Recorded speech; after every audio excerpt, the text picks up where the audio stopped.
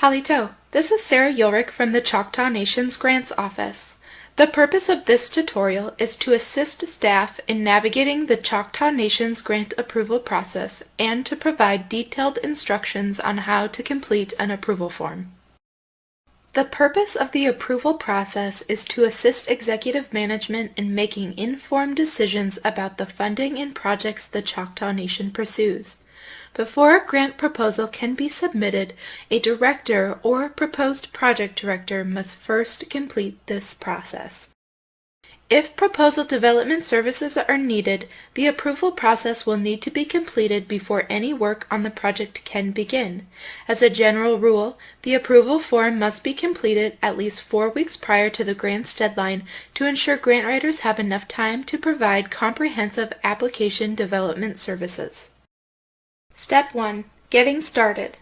The approval process begins with 3 key components. 1. Your well-thought-out project concept and plan for implementation. 2. A funding opportunity that supports projects that match your concept. And 3. Support from your executive director and supervisor to apply. Once these 3 components are in place, the project director or executive will complete all pages of the approval form as outlined in the following steps. If at any time you have a question about this form, need help finding grant-specific information, or if assistance is needed in completing written sections of this form, please contact your assigned grant writer or the Grants Office at extension 2782. Step 2. Basic information. Your assigned grant writer will often complete the basic grant information required in the fields at the top portion of the first page once you have notified him or her about your intention to apply. Basic information about the grant is found in the grant's instructions and also in opportunity reviews sent out by the Grants Office. Once you have received the approval form, please review the information in this section, correct any incorrect information, and complete all empty fields. In the last field of this section, Proposal Written By, please identify the party who will be responsible for the majority of the writing of your application by clicking the appropriate circle: Grants Office, Project Director, or Third-Party Consultant.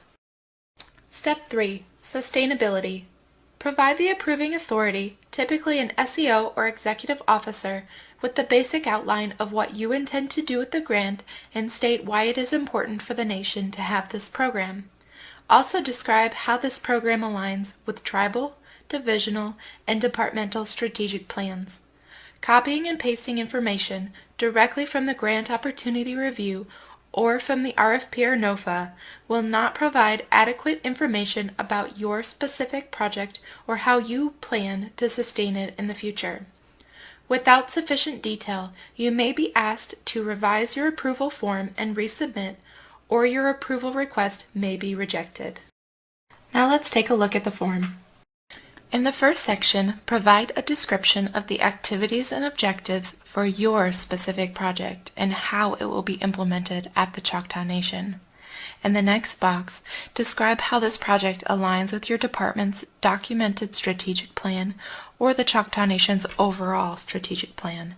In the last box, describe how your department will handle grant-funded employees and services after the grant ends.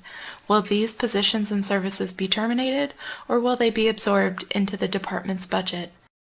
You can also describe any outside funding sources that you have identified that could potentially support your project in the future. Step 4. Financial considerations. This section is used to evaluate the project's financial and administrative impact on the Choctaw Nation. I'll now go over a few definitions that you will need to know when completing this section. Match. Funds from a source other than the grant dedicated to supporting the grant project. Agencies often require the applicant to demonstrate commitment to a project by requiring a match contribution. There are 2 types of match: cash or in-kind.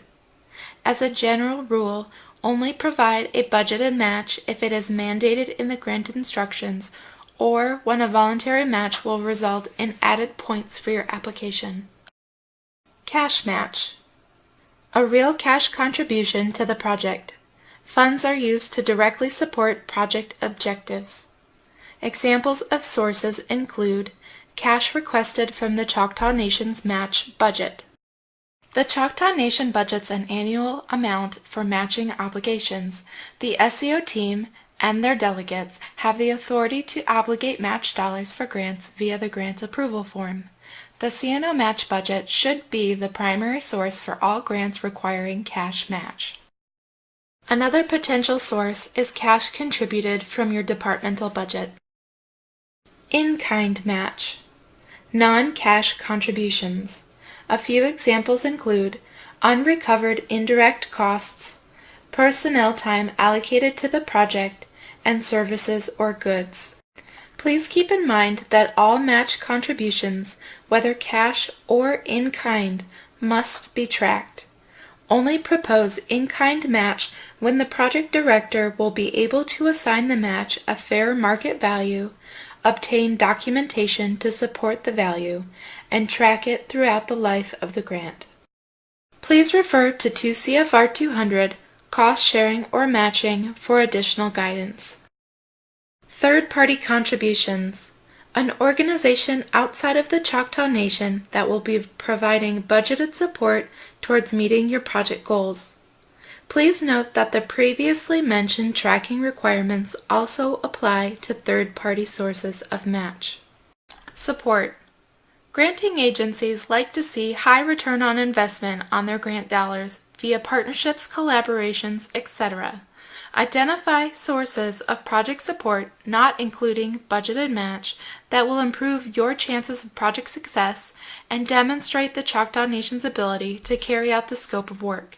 A few examples include training project staff will receive from a partnering organization or internal Choctaw Nation department free of charge, staff time provided by another program or department that will not be paid for out of the grant budget, client referrals, and donated services or goods.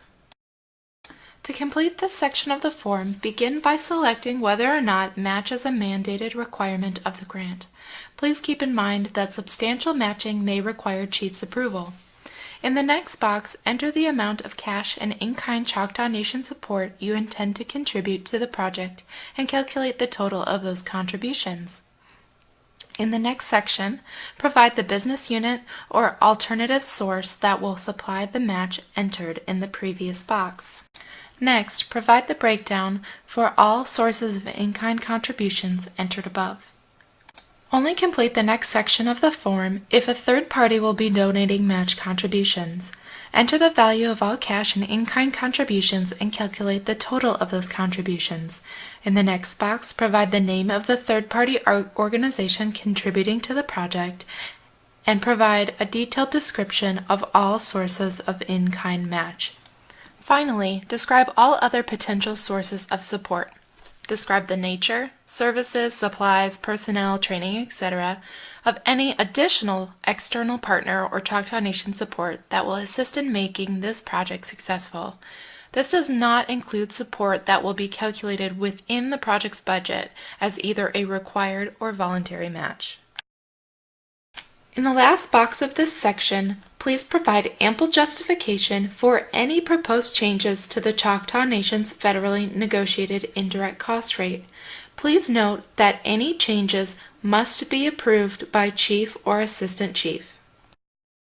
Step 5. Staffing.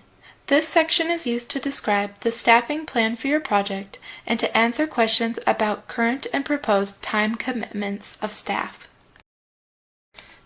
Begin this section by providing a detailed description of the person who will be responsible for the project's design and post-award grant implementation, budget management, and reporting. Please keep in mind that being a project director is not necessarily the same as having a director's title and position at the Choctaw Nation. This is a term used to designate the staff person who will be directly responsible for managing the grant project. This staff member may be employed at the Choctaw Nation under any different job title, such as a licensed professional counselor, business development coordinator, or human resources specialist. The important thing to consider when selecting a project director is that this person has the qualifications needed to successfully implement the project. So when completing this section of the form, consider what makes them qualified in relationship to the project scope. What experience do they have in project and grant management? If the proposed project director is lacking qualifications in any of these areas, you may want to add information in this section about how they will obtain qualifications prior to project implementation. Now let's complete the rest of the staffing section.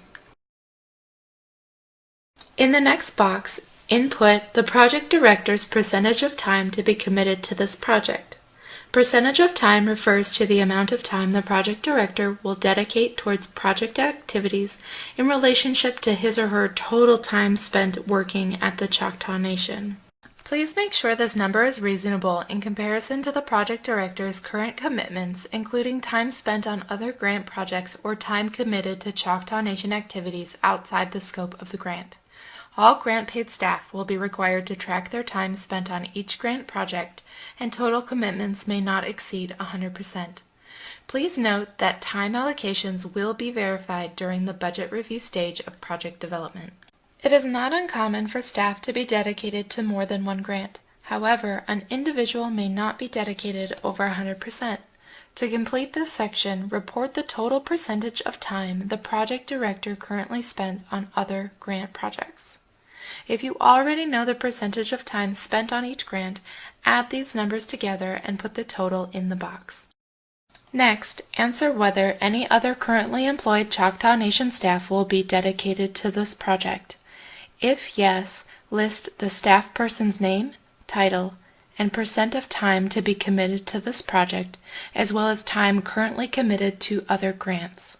It will be important to know the funding source of all staff salaries to be included on the grant to ensure that no position exceeds 100% effort. In the last two fields of this section, enter the number of new full-time and part-time staff positions that will be created as a result of this project. Step 6. Subawarding. This section should be completed when a portion of the grant funds will be awarded to a subrecipient to carry out a substantive portion of the grant. It does not include payments to a contractor, payments to an individual that is a beneficiary of a federal program, or payments made to a third party that is providing only a service and not directly involved with carrying out the scope of the project. To complete this section of the form, determine whether an outside entity will be carrying out some or all of this project scope of work. If you have selected no, then you may proceed to step 7. If you have selected yes, then provide the name of the third-party organization and provide a description of this relationship and what portion of the work they will provide.